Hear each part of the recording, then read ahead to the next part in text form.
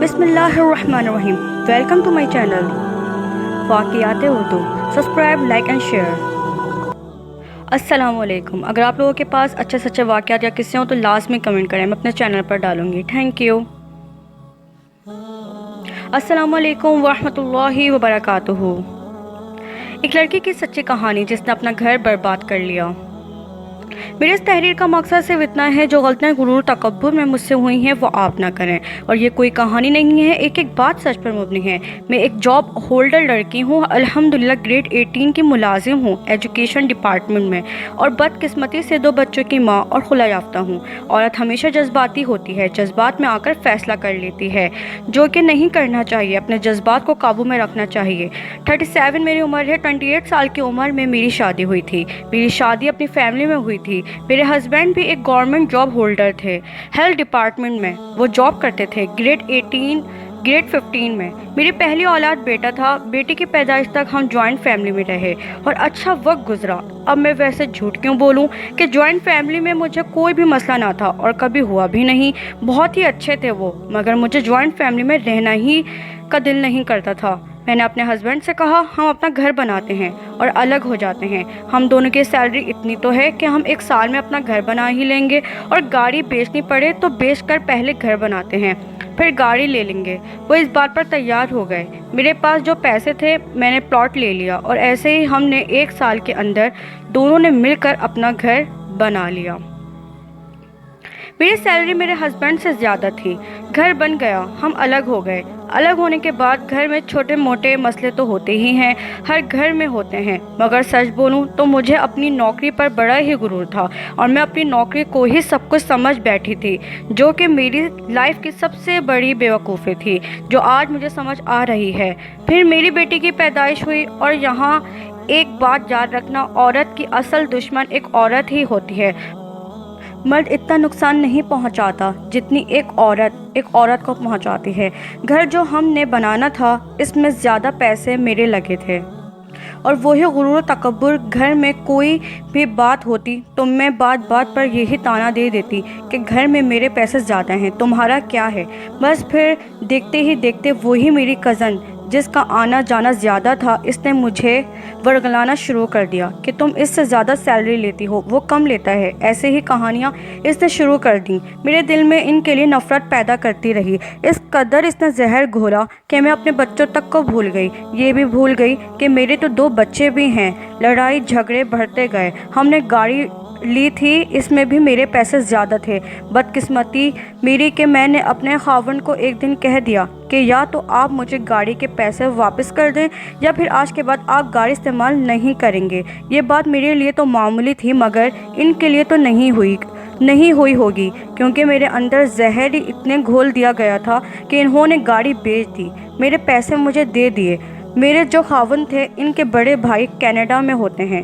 وہ گھر آئے، 3 ماہ رہے، اور واپسی جاتے انہوں نے گاڑی اپنی بھائی کو دے دی.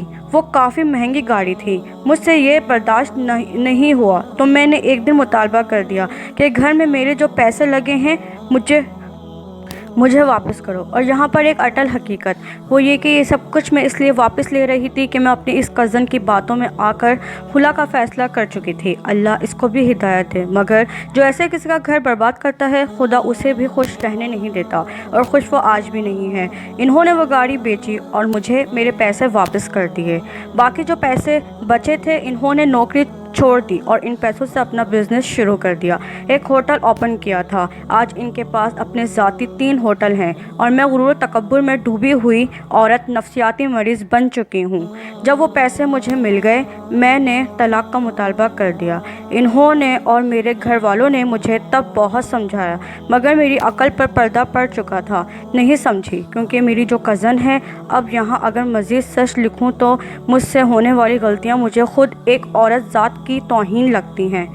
بہرحال میں اپنی کزن کی باتوں میں آ گئی. اس کا جو دیور تھا اس کی پہلی بیوی فوت ہو چکی تھی. اس کی ایک بیٹی بھی تھی، اور وہ آدمی مینیجر تھا. میں بھی زیادہ کی لالچ میں اور بڑے عہدوں کی لالچ میں اس کی باتوں میں آ گئی اور طلاق لے لی. اور میری زندگی کی دوسری سب سے بڑی غلطی طلاق. مجھے انہوں نے ایک شرط رکھ کر دی تھی کہ میں بچے تمہیں نہیں دوں گا. میں نے اس شرط کو قبول کیا اور طلاق لے لی. इद्दत पूरी होने के बाद मेरी कज़न ने अपने देवर के साथ शादी करवा दी। 4 माह वहाँ रही, नौकरी भी करती रही, पैसे वो सारे ले लेते थे। घर इनका बहुत ही बड़ा था मगर कोई सुकून नहीं, हर वक्त टॉर्चर ही करते। अपने बच्चों को छोड़कर इसके बच्चे को संभालती, सुबह स्कूल जाती तो बच्ची को साथ लेकर जाती। इनके घर में बड़ी बड़ी गाड़ियाँ, ड्राइवर, सब कुछ, मगर मैं रक्शे पर आती जाती। और वो मेरी कज़न जिसकी मैंने हर बात मानी, वहाँ मेरे साथ इसका रवैया ऐसे हो गया था जैसे मैं कोई इसकी दुश्मन हूँ। वक्त गुजरता गया, मैं जिस नौकरी को अपना सहारा समझती थी 11 माह वहाँ रही। अपनी सैलरी से मुझे 10,000 महीने का मिलता था कि यही तुम्हारा जेब खर्च है। 11 माह के बाद पता चला कि इसने इस्लामाबाद शादी कर रखी है। पहले से ही मैंने वहाँ बहुत ज़्यादा निभाने की कोशिश की और ये तय कर लिया था कि अब कुछ भी हो यहाँ से नहीं जाना, मगर वो बार बार कहता जाओ मेरी तरफ से तुम आज़ाद हो। बार बार टॉर्चर करता कि किसी तरह मैं तलाक का मुतालबा करूँ। माँ बाप तो माँ बाप होते ही हैं। एक दिन अब्बू ने मुझे कहा कि कोई बात नहीं, तुम वापस आ जाओ घर, वहाँ ऐसे अज़ियत भरी ज़िंदगी ना गुजारो। वहाँ से भी तलाक हो गई, वापस आ गई अम्मी अब्बू के पास। अभी 2 माह पहले ही मेरे अब्बू की वफ़ात हो गई, वही मेरा सहारा थे। भाई 4 में सबसे शादीशुदा, इनकी अपनी ज़िंदगी है, अपने बच्चे हैं। अब मेरी हालत ये है कि सैलरी तो मैं लेती हूँ, वो जॉब जिस पर मुझे बड़ा ही गुरूर था वो मुझे कोई सहारा नज़र नहीं आती। पैसे तो आते हैं, लगाओ कहाँ। आज मैंने ये तहरीर लिखी, बहुत दुखी थी। आज अम्मी के इसरार पर मुझे मेरे बच्चों से मिलवाया गया। मैंने इनको गाड़ियाँ और कुछ खिलौने लेकर दिए। कुछ देर पहले अपने छोटे बेटे के हाथ वापस लौटा दिए और मेरे बच्चे अपनी दूसरी माँ के साथ खुश हैं। अब मेरी एक ही ज़िंदगी की ख्वाहिश है जो मैं कोशिश भी कर रही हूँ, अगर वो मुझे बच्चे ही दे दें तो मैं जो दिन ब दिन नफसियाती मरीज़ बनती जा रही हूँ शायद मैं ठीक हो जाऊँ, मगर लगता नहीं कि वो मुझे देंगे। आप लोगों से गुजारिश है दुआ करें कि दे दें। जो गलतियाँ मैंने की इस काबिल तो नहीं, मगर अल्लाह के लिए कोई काम मुश्किल नहीं। मेरी आप तमाम बहनों से गुजारिश है जो जॉब होल्डर हैं, चाहे वो प्राइवेट सेक्टर में हैं या गवर्नमेंट, सैलरी खावन से ज़्यादा है या कम भी, जॉब को अपना गुरूर और तकब्बुर मत बनाना। पैसा तो है, जॉब है, मगर पैसा इंसान का सहारा नहीं बनता। आप पैसों से और नौकरियों से खुशियाँ नहीं खरीद सकते। मेरी छोटी बहन डॉक्टर है, गवर्नमेंट जॉब होल्डर है, इसके हस्बैंड एक प्राइवेट सेक्टर में जॉब करते हैं। मैं जब इन दोनों को सब कुछ मिलजुल कर बनाते देखती हूँ तो मुझे अपनी ज़िंदगी से और ज़्यादा नफ़रत होना शुरू हो जाती है।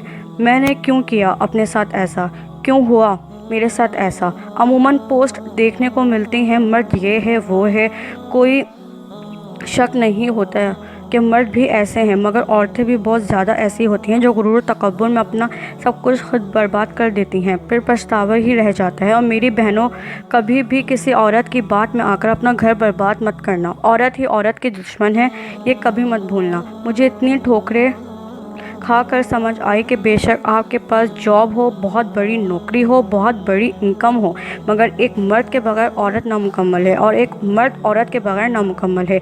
यही फैमिली होती है, मियाँ बीवी बच्चे, इसके अलावा कोई चीज़ आपको कभी खुशी नहीं दे सकती। और ये माशरा ऐसा है यहाँ एक तलाक याफ्ता औरत कितनी ही पाक साफ क्यों ना हो, इसको हर कोई गलत नज़र से ही देखता है। अपने हो या गैर, हर कोई गलत ही समझता है। अल्लाह हर किसी की बहन बेटी के नसीब अच्छे करे। गुरूर तकब्बुर से अल्लाह हर एक को बचाए। मेरे लिए दुआ करना, अल्लाह कोई बेहतरी वाला मामला करे, आमीन। वरना जिस कदर मैं नफसियाती मरीज़ बनती जा रही हूँ, मेरे पास ये नौकरी भी नहीं रहेगी। अगर आपको मेरी वीडियो अच्छी लगी तो उसको लाजमी लाइक करें, दूसरों के साथ शेयर करें, मेरा चैनल लाजमी सब्सक्राइब करें। शुक्रिया।